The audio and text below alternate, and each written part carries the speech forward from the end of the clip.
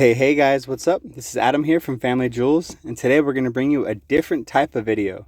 So there's a lot of discussion going on about the card, the Charizard, the first edition Shadowless BGS 10 card that Logan Paul wore around his neck at the Floyd Mayweather fight.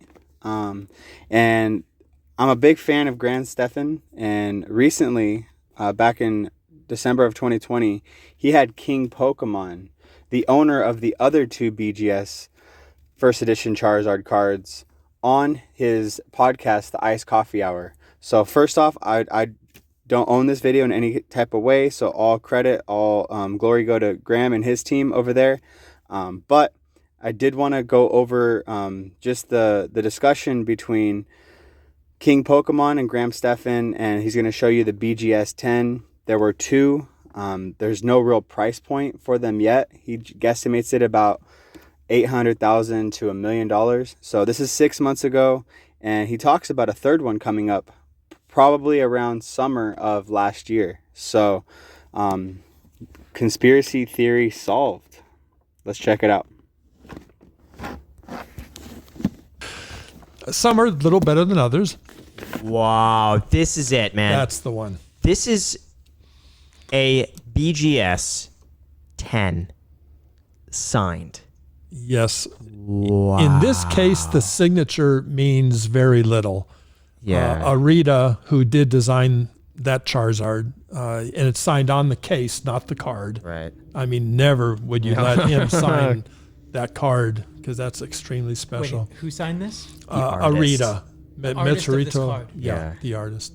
Yeah, but which in a lot of cases that's a big deal. But this card is such a big deal. His signature means nothing. Yeah, I could take. I'm tempted to take it off of there. Why? It's just on the case. It's not on the card.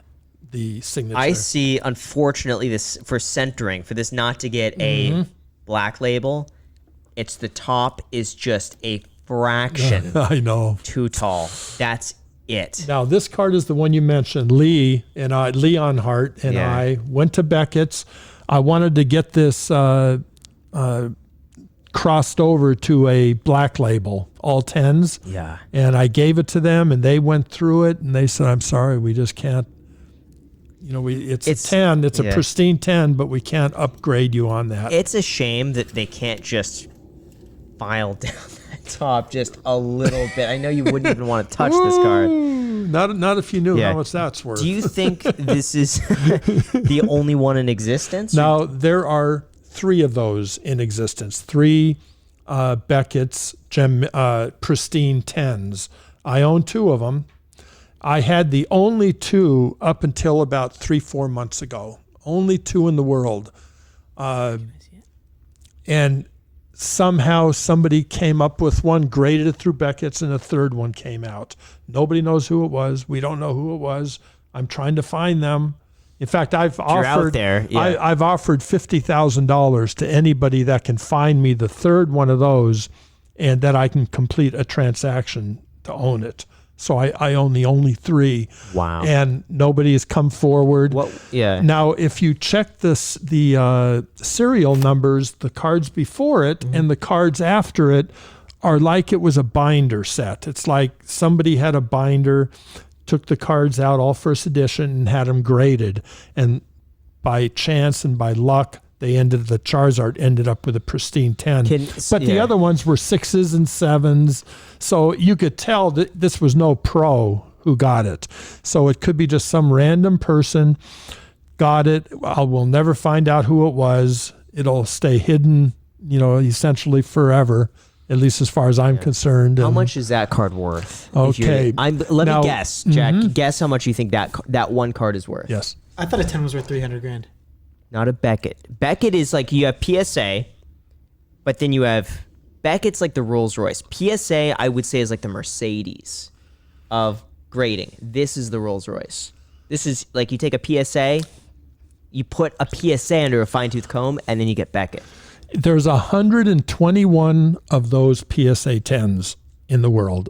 121 PSA 10 of the those. PSA 10. That's a That's a Beckett. Beckett 10. And there's 3. There's Yes. 3 of those. There's 121 of the PSA 10s. So that gives you a little Yeah. better idea That of is- the yeah. difference in price. That is the tens of the tens. Right. It's like the top 1% or the top 0.1%. There you go. You guess first. I'll guess second. Now, you can't be wrong because one has never sold, because I would never sell them, and the other one's never shown up. So this is all guesswork. I feel like if it's the Rolls Royce to Mercedes equivalent, I'm going to say $1 million.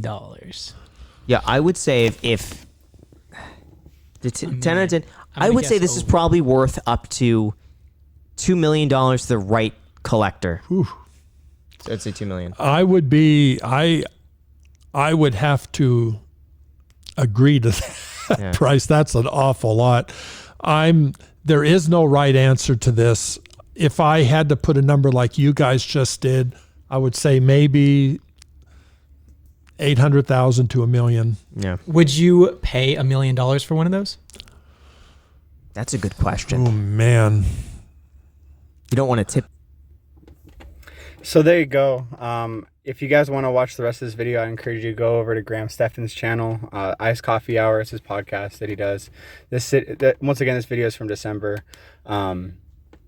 So now we know who, not obviously, but the theory is that, Logan Paul pulled one. Wasn't on camera. He sent it out to BGS. Maybe he sent a couple out.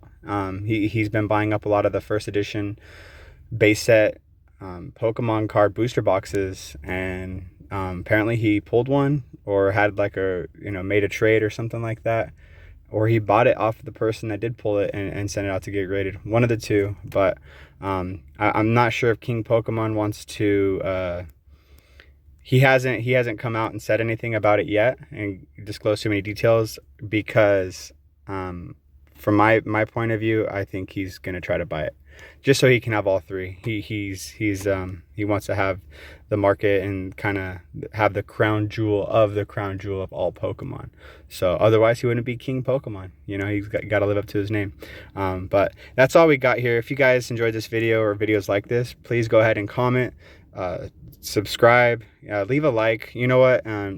If you don't like this video, you could leave a dislike. We're open community here at Family Jewels, where we just talk about Pokemon cards and investments and stuff like that. So in the comments below, let me know if you agree or disagree. Let's get the conversation going, guys. That's all I got.